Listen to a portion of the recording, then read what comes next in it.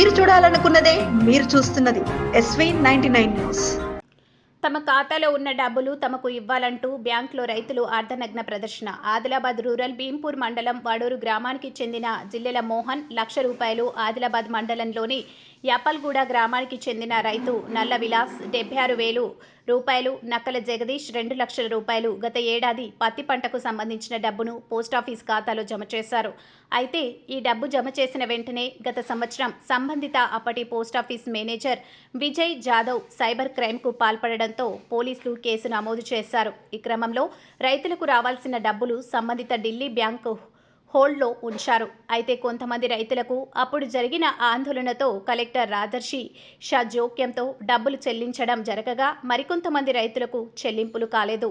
దీంతో ఆదిలాబాద్ పట్టణంలోని పంజాబ్ చౌక్లోని SBI బ్యాంకులో కొంతమంది రైతులు చొక్కాలు విప్పి నేలపై కూర్చొని నిరసన వ్యక్తం చేశారు.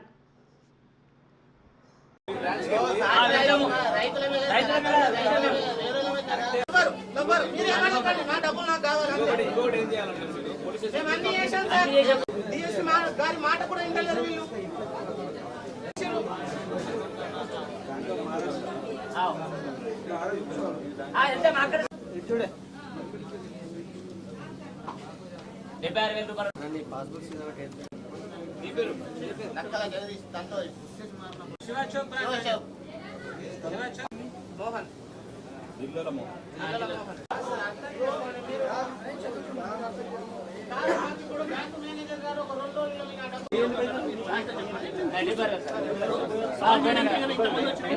సినిమా చూడడానికి